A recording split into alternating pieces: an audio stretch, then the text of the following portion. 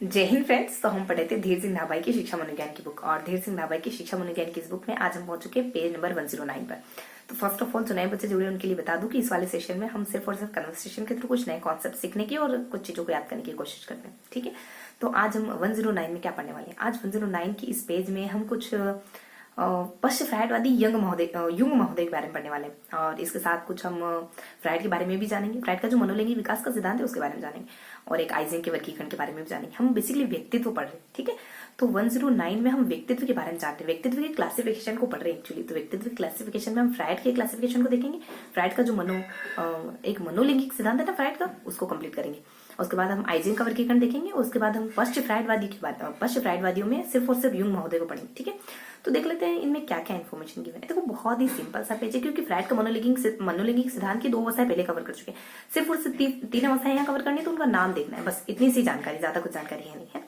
उसके बाद आइजेंक में तो सिर्फ और सिर्फ नाम गिवन है और उनमें क्या क्या विशेषताएं हैं, बस थोड़ा सा ये पता करना है। ओके, देन जो लास्ट वाला है ना हमारे यंग महोदय के बारे में, उसमें थोड़ी सी इन्फॉर्मेशन है कि ये फ्रायड से बिल्कुल अलग चले जाते हैं, क्योंकि पश्चिम फ्रायड बात है तो फ्रायड से बिल्कुल अलग चले जाते हैं। इस तरीके की हल्की हल्की सी इन्फॉर्मेशन। देखो फ्रायड का मनोलैंगिक सिद्धांत है ना, वहां से शुरू करते हैं।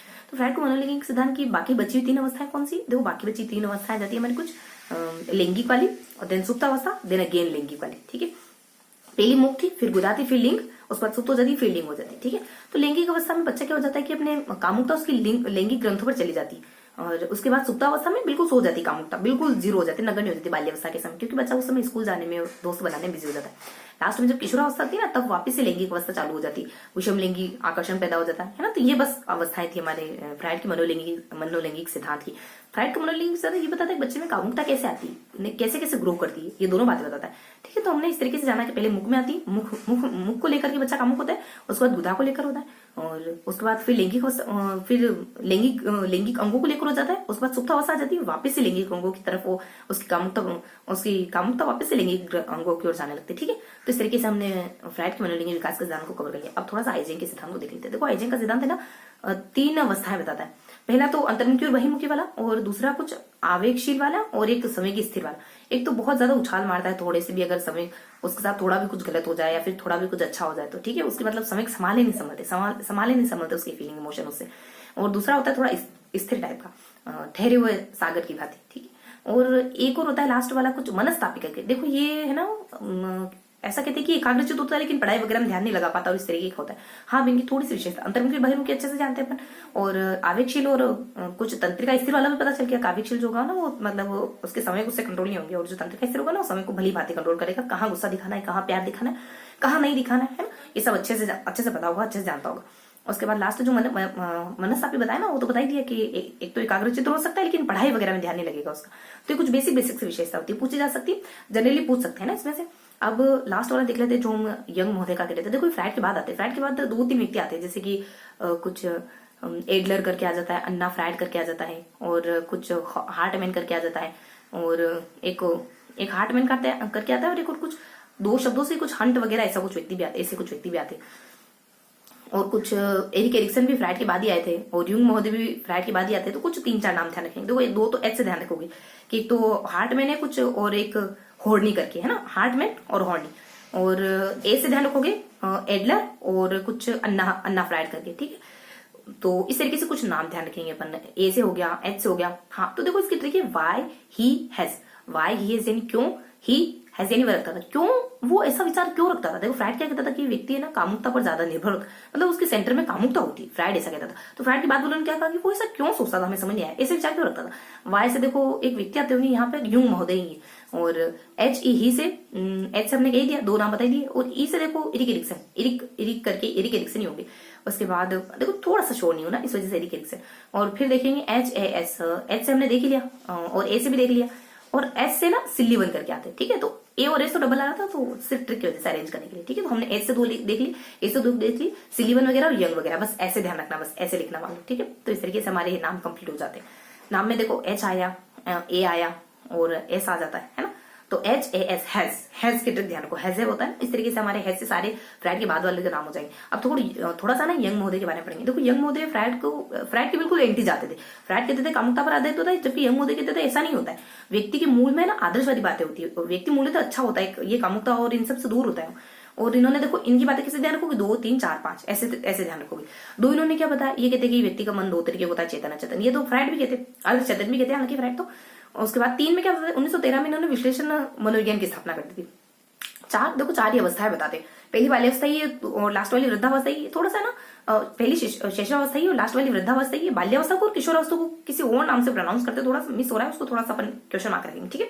नेक्स्ट जब जुड़ेंगे ना तो क्लियर करूंगी मैं आपको, या फिर कमेंट में प्रिंट करूंगी। हाँ, तो इस तरीके से हमने कुछ 4 अवस्था देखी। और 5 क्या बताते, 2 3 3 4 2 3 4 5 4 देख लिया। अब 5 क्या बताया इन्होंने, 5 देखो ये ना कुछ अवस्थाएं 5 बताते हैं। ये ना व्यक्तित्व को 5 टाइप में बांटते हैं। एक तो वो पुरुष जिसमें स्त्रियों के गुण दिख रहे हैं, और एक वो स्त्री जिसमें पुरुषों के गुण दिख रहे हैं, और एक बहिर्मुखी करके कुछ है। तो ये एनिम्स में बता रही हूँ ना कि इनको कहते क्या क्या है। तो एनिम्स एनिमा कहते थे ऐसे पुरुष जिसमें माँ, मान लो माँ के गुण दिख रहे हो, मतलब औरतों के गुण दिख रहे हो। और एनिम्स वगैरह ऐसी महिलाएं जिसमें मेंस, एनिम्स मेंस, थोड़ा साउंड है ना। हाँ, तो इस तरीके से कुछ पुरुषों के गुण दिखते हैं। बहिर्मुखी ये सबको ऐसे ही कहते हैं ना। देखो बहिर्मुखी के लिए भी कुछ आता है, इसके अलावा कुछ 3 और नाम बजाते हैं। थोड़ा सा मिस हो रहा है, थोड़ा सा गैप ज्यादा हो गया एक्चुअली इस वजह से, ठीक है। मैं आपको कमेंट में पिन करूंगी, लेकिन थोड़ा सा ध्यान रखेंगे, इस तरीके से बताया गया है, ठीक है। अब ये कुछ 5 अवस्थाएं बताते हैं। 2 3 4 5 हमने देख लिया। देखो 2 3 इसको ध्यान रखोगे, ये कुछ 2 3 ऊपर हो जाती है हमारी और 4 5 नीचे आ जाती है। बीच में थोड़े से ब्रैकेट में जानकारी बताते हैं। चेतन को 2 भागों में बांटते हैं, व्यक्तिगत चेतन और सामूहिक चेतन। व्यक्तिगत चेतन और सामूहिक चेतन, इस तरीके से 2 भागों में क्लासिफाई करते हैं। 2 3 इससे ऊपर है और 4 5 इससे नीचे। इसके अलावा थोड़ी सी बातें हैं ना, 2 3 से लगती हुई ध्यान रखोगे, 2 3 से जुड़ती हुई कुछ बातें और यहाँ 4 5 से जुड़ती हुई कुछ बातें। तो यहाँ इससे लगती हुई कुछ बातें और यहाँ इससे और यहाँ नीचे वाले पोर्शन में इससे लगती हुई कुछ बातें। तो ऊपर भी कुछ लगती हुई बातें, नीचे भी कुछ लगती हुई बातें। और तो वो क्या है, देखो थोड़ा सा ध्यान रखोगे कि फ्राइड ने ना कुछ फादर आर्कीटाइप है, मदर आर्कीटाइप है, एनिमा आर्कीटाइप है और कुछ एनिम्स आर्कीटाइप है, इस तरीके के कॉन्सेप्ट का इस्तेमाल किया है।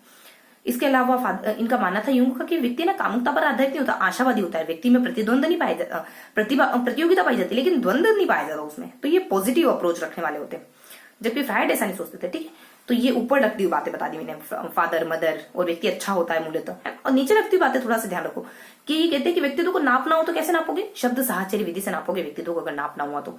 और ये है ना कुछ चेतन के 4 प्रकार बताते हैं। अब इसे लगती हुई बातें बता रही हूँ ना। तो चेतन व्यक्तित्व को किसे नापोगे, शब्द साहचर्य, शब्द मिलाने। अगर प्यार का नाम लिया तो कौन किसका नाम लेता है, माँ का नाम लेता है, जेब का नाम लेता है, बीएफ का नाम लेता है, फ्रेंड का नाम लेता है, किसका नाम लेता है, ठीक। या फिर कोई फेवरेट मूवी पसंदीदा का नाम लो तो किसका नाम लेना है, ठीक है। ऐसे ध्यान रखें, बस फिनिश करते हैं, बस हो गया हमारा ना, अपने को फिर 5 टाइम दोहराना भी।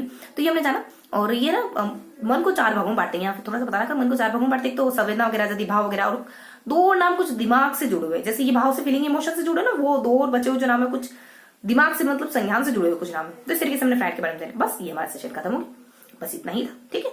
तो हमने फ्राइड के बारे में जाना और फ्राइड के बाद वाले इन यंग महोदय के बारे में जाना। और बीच में देखो यहाँ फ्राइड ऐसे रेखा ध्यान रखो, जैसे यहाँ फ्राइड के बारे में जाना तो यहाँ फ्राइड के बाद वाले के बारे में जाना। और बीच वाले सर्किल में हमने क्या जाना, बीच में हमने कुछ आइजेंग के बारे में जाना। तो यहाँ फ्राइड में हल्का सा अपन नाम वगैरह देख लेते, 3 अवस्थाएं जानते, बस नाम देखना है, लिंग, सुप्त, फीलिंग है।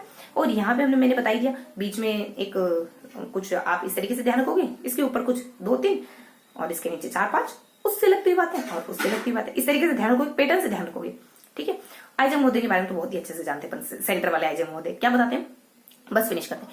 आइजेंग महोदय कहते हैं कि व्यक्ति में 3 बातें होती है, अंतर्मुखी, बहिर्मुखी और उछाल मारने वाला, स्थिर रहने वाला। और एक वो पढ़ाई में दिमाग, मतलब उसमें एकाग्रता होती है, लेकिन पढ़ता नहीं, मनस्तापिक वर्ग, ठीक है। तो इस तरीके से हमने यहाँ पे फ्राइड के बारे में जाना। और यहाँ पे हमने पश्चिम फ्राइडवादियों के बारे में जाना। और सेंटर में हम आइजेंग के बारे में जानते हैं। तो फ्राइड है ना, पश्चिम फ्राइड और सेंटर में आइजेंग, ठीक है। इस तरीके से हमने जाना। तो ये हमारा कुछ 3 4 बार रिवाइज हो गया। लास्ट बार रिवाइज कर लेते हैं कि हमने यहाँ फ्राइड के बारे में जाना है ना, ऊपर किसके बारे में जानते हैं, फ्राइड के बारे में, नीचे किसके बारे में जानते हैं, पश्चिम फ्राइड के बारे में, बीच में किसके बारे में जानते हैं, आइजेंग के बारे में। थोड़ा सा पैटर्न ध्यान रखो, यहाँ 3 बातें देखते हैं।